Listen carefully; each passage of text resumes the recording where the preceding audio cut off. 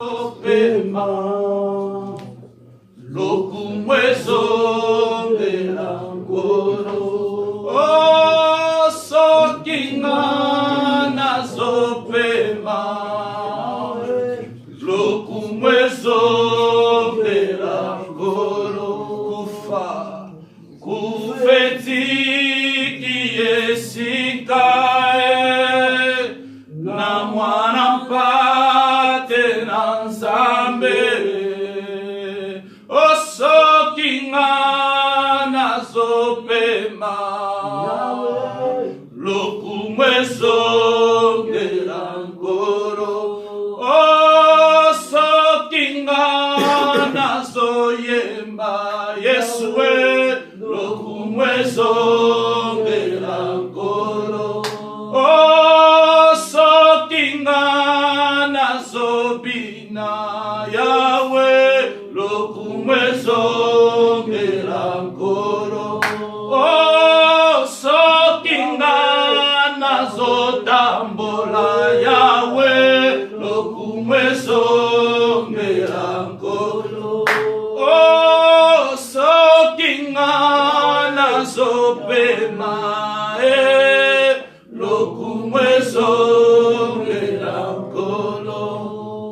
Père, bénis ta parole, sanctifie cette parole, dispose le cœur de quelqu'un, Seigneur, ce matin. Oh Dieu, prends place parce que tous nous avons besoin de t'entendre nous parler.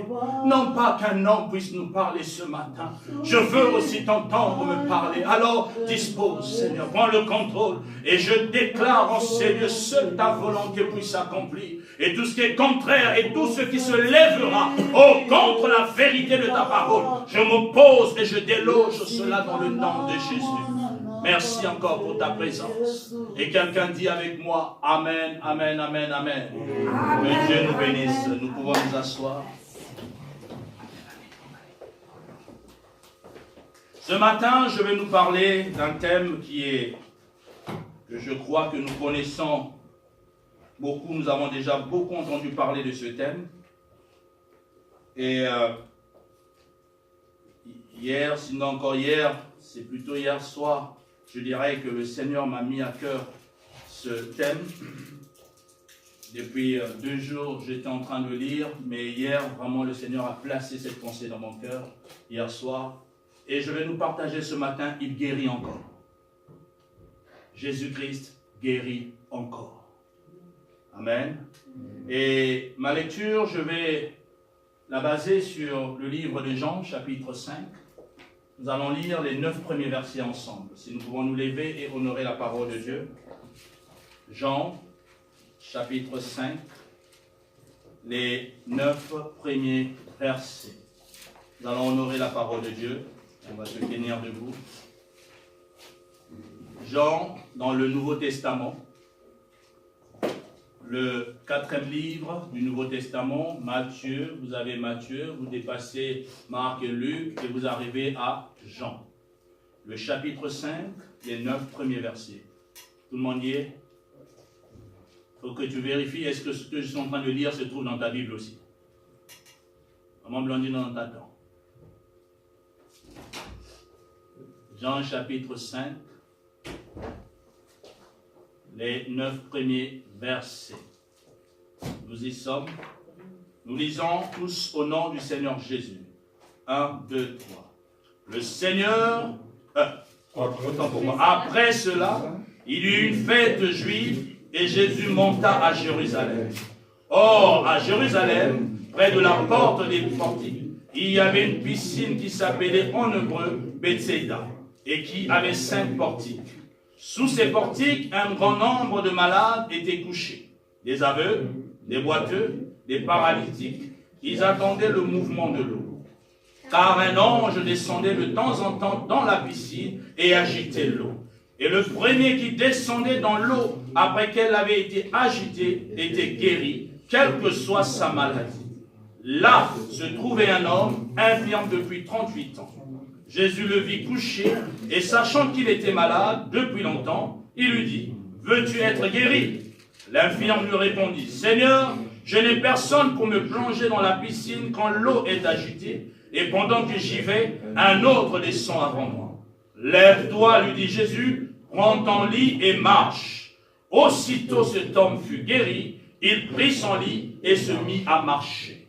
Que Dieu bénisse sa parole. Nous pouvons nous asseoir. Mon thème, il guérit encore. Jésus-Christ guérit encore. Ah, j'aimerais que tu le dises à quelqu'un qui est à côté de toi. Ou dis toi-même, dis à quelqu'un, Jésus-Christ guérit encore. Non, il ne te croit pas, change de voix, il ne t'a pas cru, change, parle à quelqu'un d'autre. Jésus-Christ guérit encore. Bon, apparemment même ton voisin ne t'a pas cru. Bon, parle à toi-même. Non, dis à toi-même, Jésus-Christ guérit encore. Non, même toi tu ne crois pas, mais moi je veux croire à ta place. Amen. Alléluia. Amen. Jésus-Christ guérit encore. Une très belle histoire que la Bible nous raconte ici. Une histoire formidable. Et le verset 1 commence en disant après cela. En d'autres termes, c'est une fois que le Seigneur a fini de faire quelque chose, il se trouvait en Judée, en Galilée. Il se trouvait quelque part. Il venait d'accomplir des miracles. Et nous connaissons tous cet officier romain qui est venu rencontrer le Seigneur Jésus en lui disant « Mais j'ai mon fils, sinon chez moi il y a quelqu'un qui est malade. » Et dit simplement un mot, le Seigneur va dire « Non, il est guéri. Va. » Et il va rencontrer effectivement, quand il arrive, on lui dira « Non, mais c'était vraiment à l'heure exacte que, à telle heure, avant que tu ne rentres, on a vu la guérison avait eu lieu. » Et il s'est souvenu que c'est l'heure à laquelle le Seigneur Jésus lui avait dit. Et Jésus finissant cela, et on nous dit, il vient parce qu'il y avait une fête. Et à l'époque, j'aimerais que nous comprenions très bien la Bible, et que Jésus-Christ est arrivé encore, l'Ancien Testament régnait. C'est-à-dire l'ancienne loi régnait encore. Les fêtes juives, il en a respecté les fêtes juives. Il a respecté ce qu'il a trouvé. Et à ce moment, il y avait une fête. Dans la Bible, ne nous mentionne pas le type de la fête. Mais en tout cas, il y avait une fête à Jérusalem. Et cette fête nécessitait que tout le monde accourt vers Jérusalem. Et vous vous souvenez même, quand il y a eu le recensement, c'est comme ça que Marie est allée avec Joseph pour aller au recensement. Et en fin de compte, Jésus-Christ est arrivé au monde. Amen. Et si le Seigneur aussi s'en va, il veut aller honorer cette fête. Et quand il arrive, et il y a un temple et en ce lieu une piscine qu'on appelle une piscine renommée Bethsaïda. Et vous allez voir, c'est dans le Jourdain, donc là où notre bien-aimé Jean le Baptiste, il était au Jourdain quand il baptisait. Donc en haut, c'est le Jourdain était vraiment la source là où l'eau commençait. Et après que cela coulait pour traverser toute la ville. Et cette eau arrivait jusqu'à la piscine. Et c'est à cette piscine que le Seigneur va se pointer.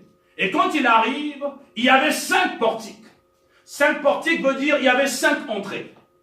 Donc les portiques, ce sont comme les fondements, vous allez voir des poutres énormes qui sont là, qui tiennent le temple. Et c'était les 5 portes. Et j'aimerais simplement déjà parler, les 5 portiques ne se sont pas posés simplement. Et vous pouvez voir que le nom de Jésus-Christ a 5 lettres. Les 5 lettres symbolisent 5 portiques. Les 5 lettres symbolisent la main de Dieu.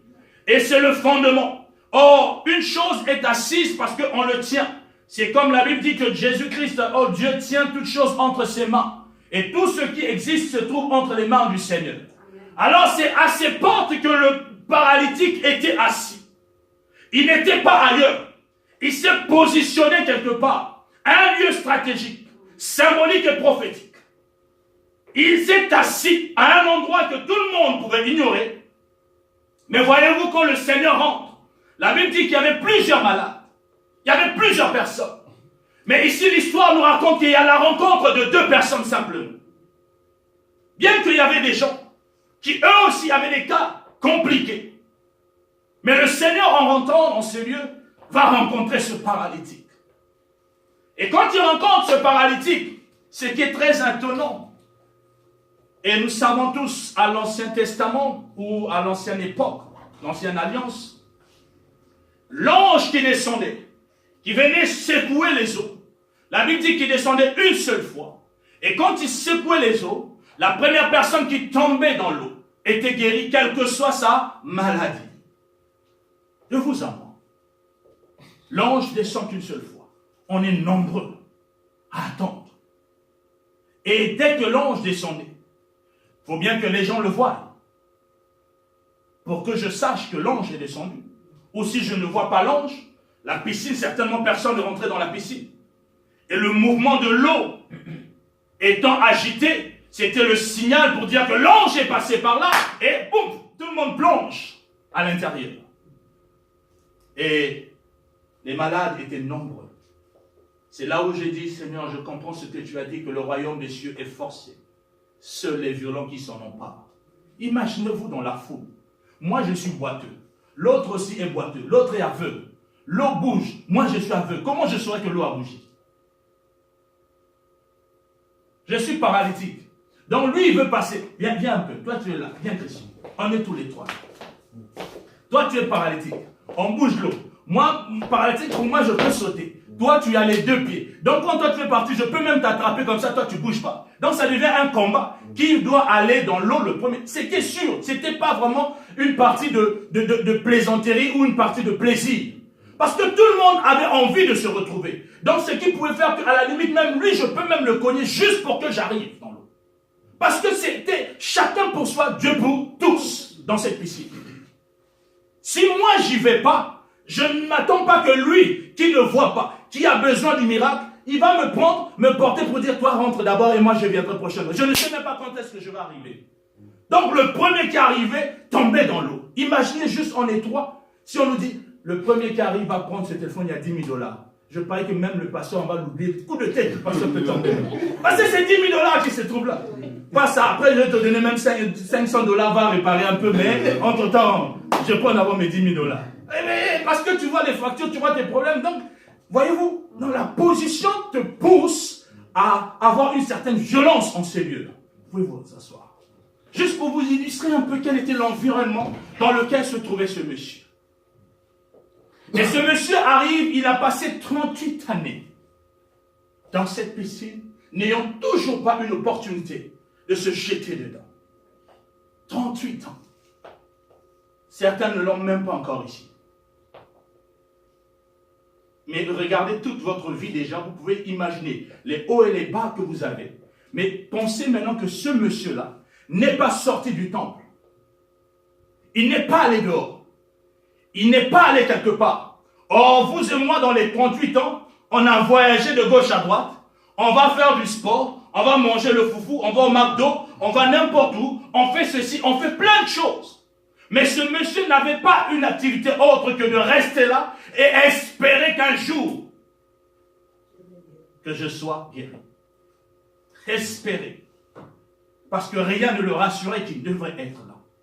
Et même, je me suis dit, quelle patience. Au bout de 2 ans, je pense que je pouvais déjà me lasser. N'ayant même pas l'opportunité, voyant qu'il y avait toute une foule autour. J'essaie, ça ne marche pas. Je pense que j'irai chercher ma solution ailleurs. D'ailleurs, c'est ce que nous faisons, les chrétiens d'aujourd'hui. Nous manquons de patience. On nous a tellement prêché l'évangile de la facilité, de croire que tout est facile. Et dès qu'on arrive quelque part, on ne voit pas une chose arriver, on dit non, c'est pas le bon lieu pour moi, et je vais quelque part. Et on finit par changer d'endroit en endroit. Pourquoi? Parce que nous espérons rencontrer quelque chose, nous espérons avoir une chose, mais nous ne la voyons pas venir. Lui, il a passé 38 ans. Je suis en train de dire à une personne, je ne souhaite pas que tu passes 38 ans. Non, refuse. Dis non, lui, 38 ans, mais pas moi. Parce que chacun a son histoire.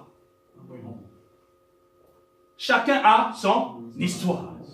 Lui, il a passé 38 ans.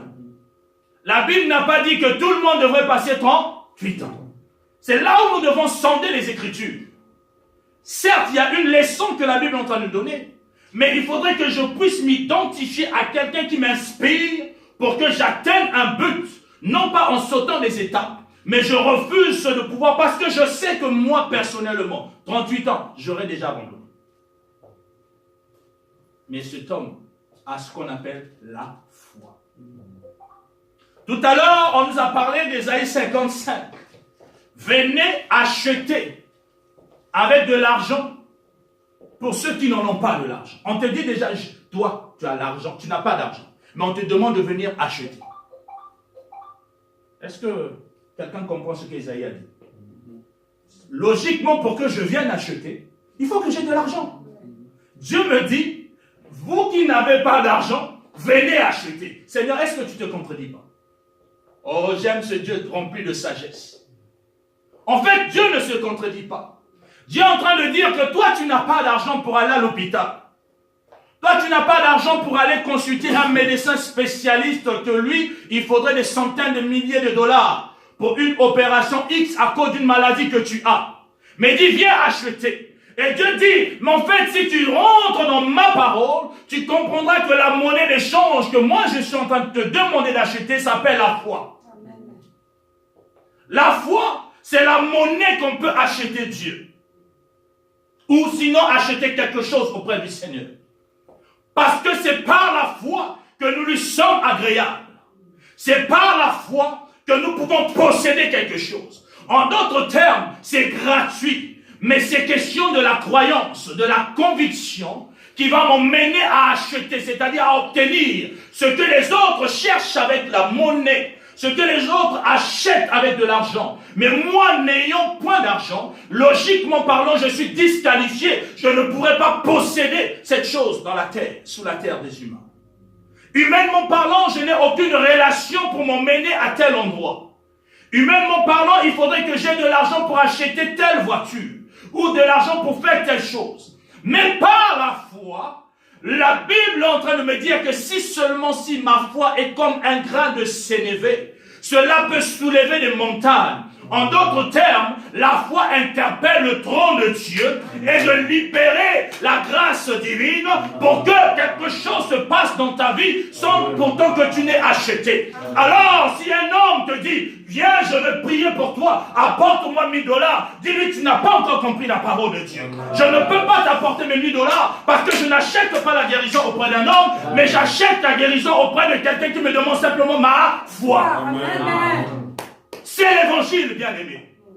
Je n'ai pas besoin pour que moi j'ai des enfants, à part tu es stérile. Viens, fais une offrande de 10 000 $ et tu auras des enfants. Oh, ma Bible est en train de me dire que ce monsieur-là, qui a passé 38 ans dans la piscine de Bethsaïda, quand le Seigneur se pointe devant de cet homme, regardez ce que Jésus-Christ lui pose la question. Veux-tu être guéri?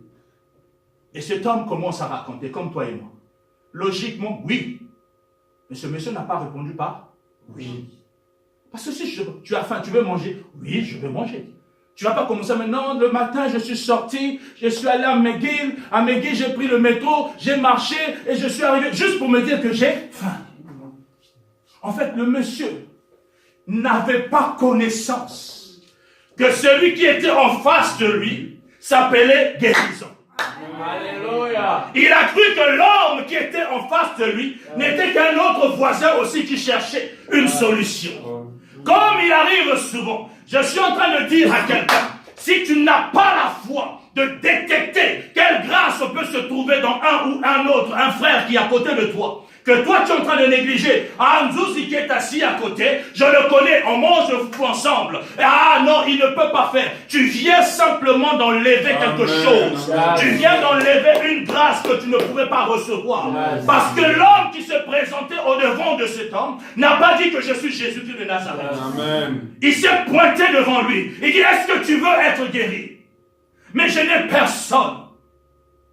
Personne ne peut m'emmener. Chaque fois que je veux y aller, les autres y vont. Jésus-Christ est arrivé, bien-aimé. Cela montre une chose, que ma foi, si elle n'a pas la connaissance de la parole, si ma foi n'a pas la connaissance de l'identité de Jésus, elle est difficile d'activer un miracle.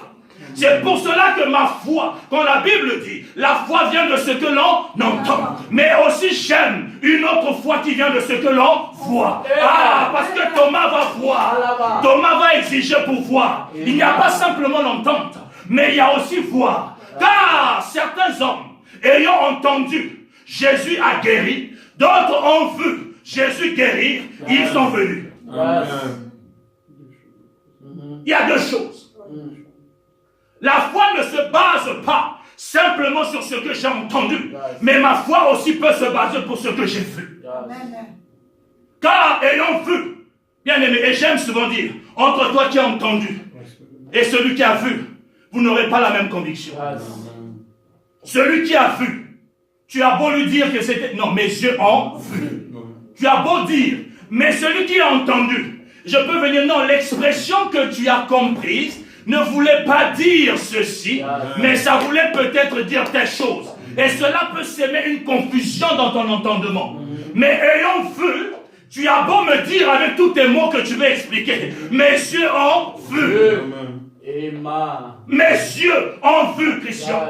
Tu as beau me dire, mes yeux ont rencontré cet homme de Galilée. Je ne vous prêche pas un Dieu qu'on m'a enseigné. Je vous prêche un Dieu que j'ai rencontré. Un jour, ce Dieu m'a fait grâce de le rencontrer, de connaître, d'entendre sa voix. Pas un homme qui m'a dit je te fais pasteur. Pas un homme qui m'a dit je t'ai formé, maintenant je te laisse partir. Non, c'est un jour, ce Dieu m'a dit le temps est arrivé et c'est celui que je suis en train de prêcher ce matin. Pour dire que les hommes peuvent croire ou ne pas croire, cela n'est pas mon problème. La seule chose, c'est d'annoncer l'évangile tel qu'il me l'a dit. Et c'est pour cela que je veux dire à une personne, si tu as la foi et que tu as véritablement une rencontre avec Jésus, rien ne peut changer dans ta vie. Amen. Cet homme, 38 années, personne ne venait à sa rencontre.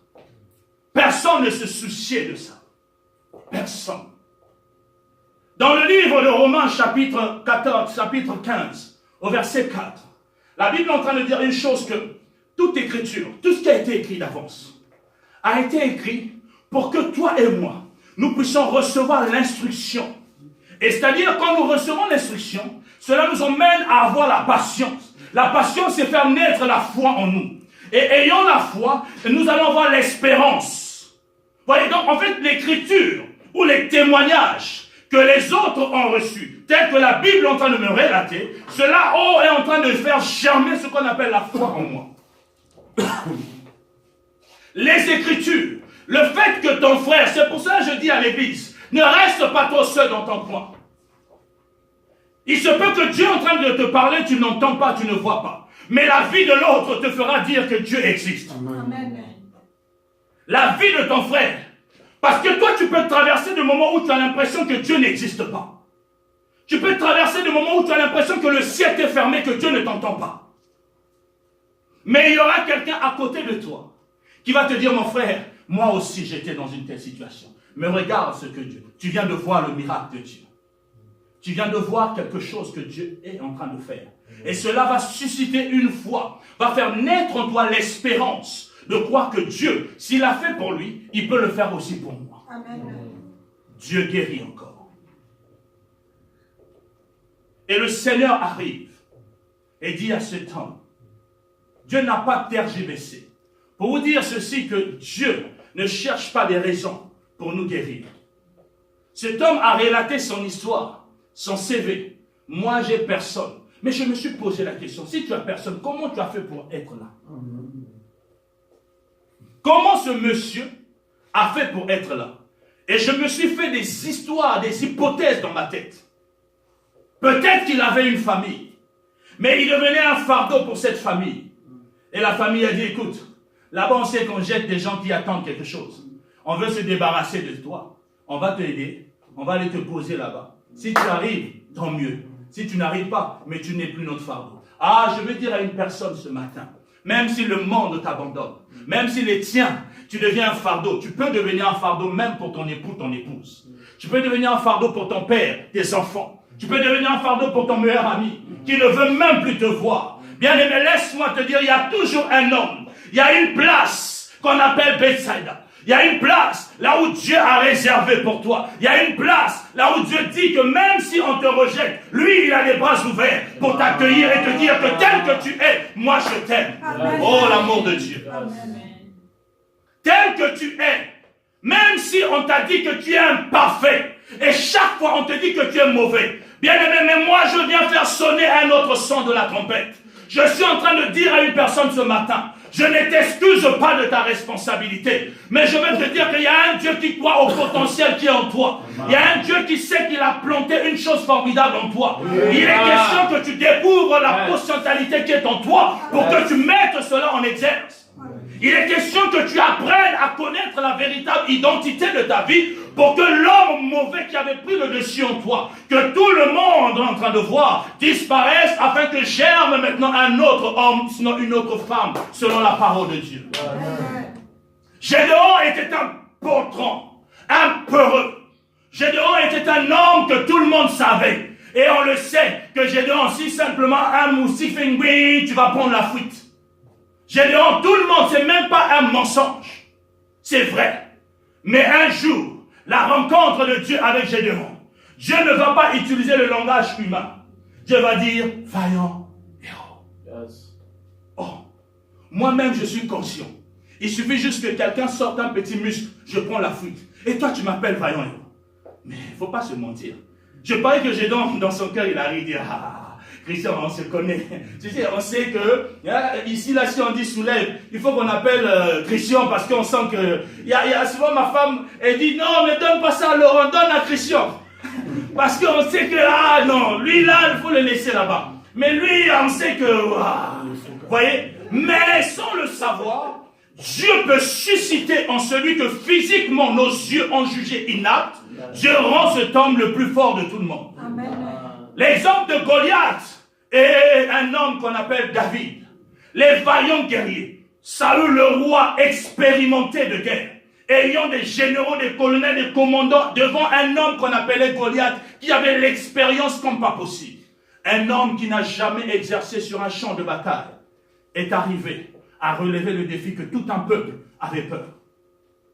Pourquoi? Quand la grâce de Dieu descend dans la vie d'une personne, quoi que tu sois, cela transforme ta vie. Bien-aimés, il faudrait que nous comprenions une chose. Pour que ces choses arrivent dans nos vies, nous avons besoin de connaître véritablement l'identité de qui nous servons. Qui auprès de qui m'a appelé, qui m'a créé? C'est qui ce Dieu? Aussi longtemps que tu ignores son identité, ses capacités, tu peux mourir pauvre sur la terre des hommes. Et le chrétien d'aujourd'hui meurt pauvre et malade et croit à ce qu'on lui dit à l'extérieur, mais ne croit pas à l'évangile. C'est pour cela que je suis en train de dire Jésus-Christ guérit encore. Il n'a pas changé. Et dans le livre de Jacques, chapitre 1 au verset 17, je paraphrase, la Bible dit en lui, il n'y a aucune ombre de variation. Pour dire qu'il est le même hier, aujourd'hui et éternellement. S'il a guéri le paralytique après 38 années, dis-moi quel est le problème que tu as, ce Dieu ne peut pas guérir. Dis-moi quelle est la situation que tu es en train de traverser, que tu te bats seul. Oh bien-aimé, ce paralytique n'a pas caché son problème. Il a dit à Jésus, voici mon problème, voici ma situation. Tu viens à l'église, tu pries, mais tu gardes ce problème. Non, expose-le au devant du trône du Seigneur. Car il a dit, venez à moi, vous tous qui êtes fatigués et chargés. Ah, tous ceux qui sont fatigués et chargés. Pourquoi est-ce que quand tu viens, tu repars encore avec tes fardeaux? Pourquoi quand tu rentres dans la présence de Dieu, ce paralytique n'a pas voulu. Il a dit, mon problème, je veux être dans l'eau. Ah, mais je suis en train de dire ici, il y a plus que celui qui agite l'eau, qui s'est tenu au devant de cet homme. Et ce matin, si tu le crois, celui qui a agité l'eau, celui qui a dit à ce paralytique, prends ton lit et marche, il se tient ici présent. Et quel que soit ton problème, je suis en train de dire, si tu le crois, ah, tu dirais un amen qui va fonctionner par toi. Si tu le crois ce matin, cet homme de Galilée, qui est le même hier et aujourd'hui, il se tient là. Et quel que soit ton problème, je te dis quel que soit, ce n'est pas ma capacité. Je n'ai aucun pouvoir. Je n'ai aucune autorité sur vous. Je n'ai rien. Mais j'ai foi en celui qui est capable de vous guérir. Parce que son nom est la guérison. Quels que soient nos fardeaux ce matin, bien-aimé, active la foi. Dis non, je suis fatigué de vivre ce problème. Seigneur, 38 ans. 38 ans. Personne à mes côtés. Qui peut me jeter dans l'eau? Qui peut me soulever? Les autres, je m'imagine même, ils avaient peut-être, il y a un aveugle, l'aveugle là devait avoir peut-être son cousin qui se réveillait tous les matins. Parce que lui, il ne voit pas. Assurément que cet aveugle qui a été guéri par l'eau, avait des gens qui surveillaient. Dès que nous, on prend pour, on le jette. Mais lui, il n'avait personne. Personne. Personne. Personne. Mais ce que j'aime, un homme l'avait repéré. Un homme le connaissait. Un homme voyait ses pleurs matin, midi, soir. Un homme savait ce qu'il était en train d'endurer. Pendant que les autres ne connaissaient pas. pendant que les autres ne voyaient pas la souffrance qu'il avait au-dedans de lui, pendant que les autres ne voyaient pas l'abandon qu'il a enduré au-dedans de lui, pendant que les autres ne comprenaient pas sa souffrance, pendant que les autres ne pouvaient pas imaginer et personne ne se souciait de lui, il y en avait un quelque part. Ah, je veux dire à une personne, il y a un Dieu dans les cieux. Il y a un Dieu dans les cieux qui existe. Il y a un Dieu dans les cieux. Même si tu crois que non, ce que tu traverses, ce Dieu n'est pas là. Je veux te dire, il est là.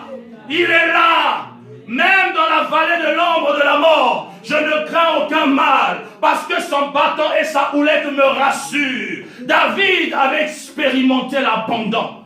David a été rejeté. David vivait maintenant dans les grottes, mais il a compris qu'il y a un Dieu qui existe.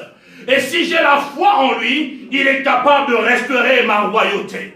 Et Dieu guérit encore ce matin, bien-aimé. Il guérit tes problèmes, il guérit tes fardeaux, il guérit tes blessures, il guérit tes soucis, il guérit tout ce que tu peux imaginer. Ce matin, je suis en train d'annoncer à l'église que ce Dieu qui a fait toutes choses, il est capable de le faire ce matin dans nos vies. Ah, si tu crois, dis Amen. Parce que ce Dieu-là est puissant. Ce Dieu-là n'a pas changé. Il a dit à Moïse, Moïse, mais tu ne sais pas comment tu vas me présenter. Laisse-moi me présenter moi-même. Je vais te dire, va simplement leur dire que je suis ma envoyé. En d'autres termes, qui est ce Dieu pour toi ce matin? Qui il est pour toi? S'il est le Dieu qui guérit, il va te guérir ce matin. S'il est le Dieu qui te secourt, il va te secourir ce matin. S'il est le Dieu qui te bénit parce que tu cherches de l'argent, il est capable. Car la Bible dit l'or et l'argent lui appartiennent. Si c'est un enfant que tu cherches, il a dit à Sarah, et Sarah, il attends. À la même époque, quand je reviendrai, tu auras un enfant. Oh, Sarah a cru ou ne pas croire, sa parole était déjà sortie. Amen. Ah, que ce matin la parole de Dieu sorte pour une personne. Que ce matin le ciel libère une parole. Que ce matin le ciel libère une parole dans ta vie. Bien-aimé, je suis en train de nous parler d'un Dieu qui est vivant. Jésus n'a pas changé. Ne regarde pas la grandeur de ton problème, mais regarde la grandeur de celui qui a créé toutes choses par sa parole. Ne regarde pas les soucis qui t'acclament, mais regarde ce Dieu qui en un seul instant, sans l'eau n'a pas touché ce paralytique. Personne ne l'a jeté dans l'eau. Oh, celui qui est venu avec la parole, il lui a dit lève-toi. Ah, ce matin, lève-toi, bien-aimé. Ce matin, lève-toi. Au-devant de ton problème, lève-toi et proclame la parole de Dieu. Dis Jésus-Christ est Seigneur. Il est le même hier, aujourd'hui, et il va guérir mon problème. Aujourd'hui, c'est aujourd'hui. Dieu ne lui a pas dit je reviendrai. Dieu lui a dit maintenant, prends ton lit et marche. Bien-aimé, quel que soit ton problème, je suis en train de te dire, prends ton lit et marche. Parce que Jésus-Christ est Seigneur et nous voulons voir la grandeur de Dieu ce matin. Je ne vous parle pas de la parole, mais je vous parle de celui qui est capable de le faire. Alors ce matin, proclame-le dans ta vie. Ah, tu vas te lever. Tu vas te lever dans ton problème. Le Dieu qui a guéri ce paralytique, qui l'a agi dans ta vie ce matin. Le Dieu qui a transformé la vie de ce paralytique, qu'il transforme ta vie ce matin. Le Dieu qui a guéri, qu'il guérisse ce matin. Le Dieu qui est capable, qu'il agisse aussi ce matin. Le Dieu qui change toutes choses. Que ce matin il change. Dans le nom de Jésus. Ah, proclame-le. Dis-lui, Seigneur, j'ai besoin de toi. Ah, dis un mot dans ma vie. Dis un mot dans ma vie. Dis un mot dans ma vie. Dis un mot ce matin. Dis un mot ce matin. Dis un mot ce matin. Jésus dit simplement un mot. Dis-moi que je me lève, que je prenne mon lit et que je marche. Je suis fatigué. Je n'ai personne. Je n'ai personne. Je n'ai personne. Mais c'est toi, Jésus. Alors libère ta parole ce matin. Libère ta parole. Mon Dieu, libère ta parole. Est-ce que, oh Jésus, ta parole touche une vie? Est-ce que ce matin, ta parole libère une âme? Est-ce que ce matin, la parole de Dieu guérisse? La parole de Dieu change? La parole de Dieu transforme? Que ce matin, le ciel que tu as ouvert, libère, libère, libère, libère, libère, libère, libère, libère, libère, libère ce matin, au nom de Jésus. Oh Saint-Esprit, je te bénis pour ta présence. Alléluia. Oh Dieu de gloire, montre que tu es celui qui est au centre de toute chose. Ah, viens guérir une âme, viens libérer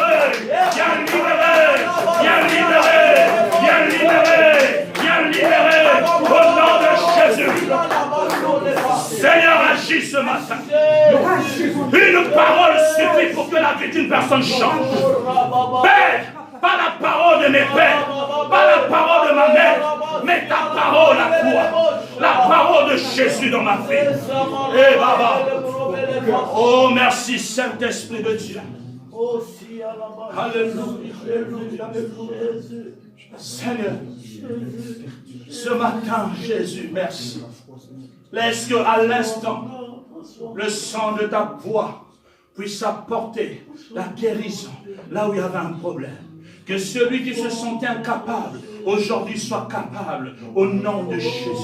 Que celui, oh mon Dieu, qui se lamentait jusqu'à quand durera cette souffrance. Père, ce matin, mets fin à cette souffrance au nom de Jésus. L'inquiétude qui prenait place, Seigneur, fais dissiper cela par ton assurance au nom de Jésus. Père, que ce matin, ta grâce abonde dans la vie de ton peuple. Quiconque, oh mon Dieu, entend cette voix, qu'il reçoive la bénédiction venant de toi au nom de Jésus de Nazareth. Seigneur, je te dis merci parce que tu sais toutes choses par ta parole. Oh, bénis ton peuple ce matin.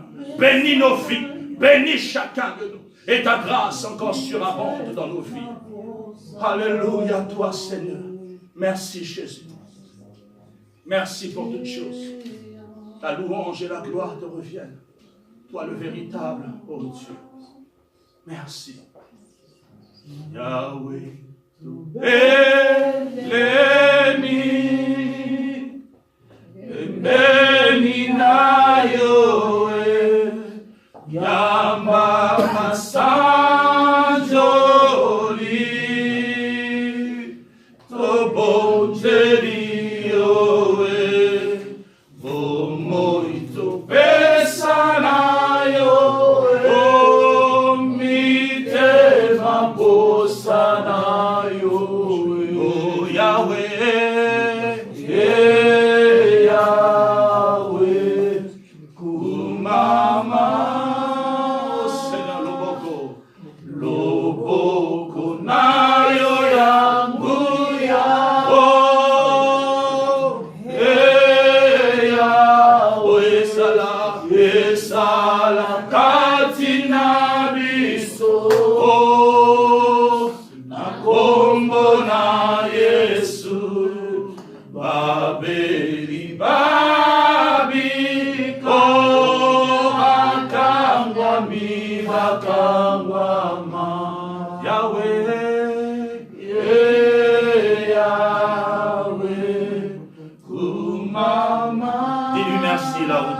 Merci Seigneur pour ta parole. Merci parce que tu as agi. Merci parce que je sais que tu as accompli une chose.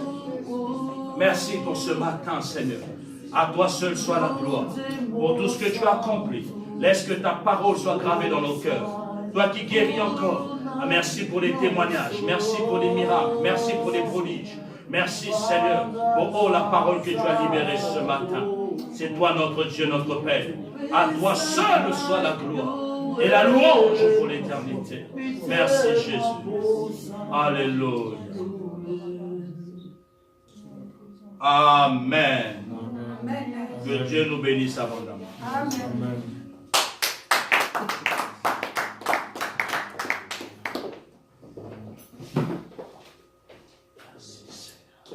Alléluia. Amen. Ça va?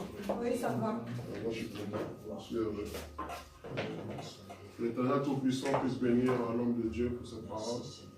Amen. Cette parole, sans que cela rentre dans votre cœur, Dieu guérit encore. Amen. Amen. Il est le même hier, aujourd'hui et éternellement. C'est-à-dire, si Dieu avait un début, il ne serait pas Dieu, ce sera un homme. Donc il a toujours existé. Amen. Quel que soit ton problème, quelle que soit ta situation, il guérit encore. Active la foi. Active la foi. Amen.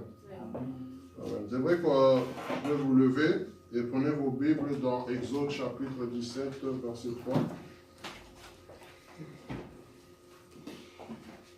Est-ce que tout le monde y est?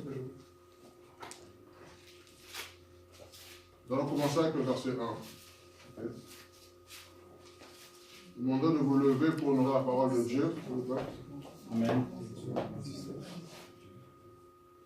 Exode chapitre 17, je vais lire au nom du Seigneur Jésus-Christ. Amen. Toute l'assemblée des enfants d'Israël partit du désert de Sin, selon les marches que l'Éternel leur avait ordonnées. Et ils campèrent à Raphidim, où le peuple ne trouva point d'eau à boire. Alors le peuple chercha querelle à Moïse. Ils dirent, donnez-nous de l'eau à boire. Moïse leur répondit, pourquoi me cherchez-vous querelle? Pourquoi tentez-vous l'Éternel? Le peuple était là, pressé par la soif, et murmurait contre Moïse. Il disait, pourquoi nous as-tu fait monter hors d'Égypte pour me faire mourir de soif avec mes enfants et mes troupeaux? Moïse cria à l'Éternel en disant, que ferai-je à ce peuple? Encore un peu et ils me lapideront. L'Éternel dit à Moïse, passe devant le peuple et prends avec toi des anciens d'Israël. Prends aussi dans ta main ta verge avec laquelle tu as frappé le fleuve et marche. Voici, je me tiendrai devant toi sur le rocher d'Horeb. Tu frapperas le rocher et il en sautera de l'eau. Et le peuple boira. Et Moïse fit ainsi aux yeux des anciens d'Israël. Il donna à ce lieu le nom de Massa et Mériba, parce que les enfants d'Israël avaient contesté et parce qu'ils avaient tenté l'Éternel en disant, l'Éternel est-il au milieu de nous ou n'y est-il pas? Amen. Amen. Là, vous pouvez vous asseoir. Là, on voit une situation où le peuple de Dieu, le peuple d'Israël sont sortis d'Égypte. Dieu avait utilisé Moïse pour faire sortir le peuple d'Israël d'Égypte. Ils sont dans le désert, il n'y a pas d'eau à boire. Qu'est-ce que le peuple fait? Ils se plaignent à Moïse. Ils vont en quelque sorte intercéder envers Moïse en demandant, mais nous n'avons pas à boire. Regarde, tu nous as sortis de l'Égypte, mais nous n'avons ni à boire ni à manger. Et qu'est-ce que Moïse a fait? Il est allé auprès de Dieu intercéder. Amen. Amen. Et intercéder, ça veut aussi dire prier avec insistance, insister. Et là, c'était dans le temps de la loi. Donc le peuple de Dieu ne parlait pas directement à n'importe qui. Dieu parlait à un prophète, comme Abraham, Moïse, Jacob, pour que ce prophète-là puisse parler à Dieu. Parce que c'était le temps de la loi. Maintenant, nous sommes dans le temps de la grâce. C'est-à-dire que nous n'avons pas à intercéder ou prier auprès d'un homme de Dieu. Nous prions directement à Dieu. Amen. Amen. Et j'aimerais aussi vous lire un autre passage. Cela est dans Matthieu. Dans Matthieu chapitre 6, verset 9. Pour un meilleur éclaircissement.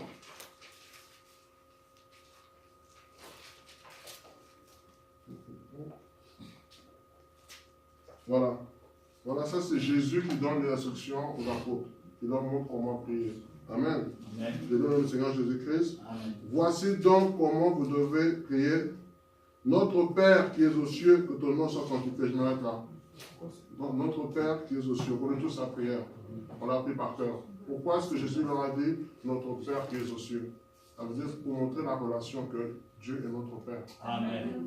Et chez un père, on peut se plaindre. Chez un père, on peut insister. Chez un père, quand on veut quelque chose, moi chez mon père, si je veux quelque chose, je dis papa, j'ai besoin de ça, papa, j'ai besoin de ça. S'il dit non, je vais continuer d'insister. Nous devons intercéder. Amen. Et quel que soit, c'est ça que l'homme de Dieu a dit tantôt, intercéder. Insister, de refuser une situation. Ne pas accepter la situation dans laquelle tu vis, le problème que tu as. Dire non, Père, j'insiste. Notre Père qui est aux cieux. Il n'a pas dit, quand vous priez, allez vers un prophète, allez vers un homme de Dieu. Non, il dit, notre Père qui est aux cieux. Amen. Donc c'est ton Père qui est aux cieux. Nous avons tous un même Père, c'est pour ça que nous appelons frères et sœurs dans le Seigneur. Amen. Amen. Amen. Maintenant, sans plus tarder, nous allons passer aux offrandes. Donc si vous avez amené quelque chose, soyez libres de venir donner librement. Cela n'est pas une obligation. Et nous savons qu'il n'y a pas de prière pour demander l'argent. C'est à travers la dîme, les offrandes, et que Dieu nous bénit. Amen. Amen.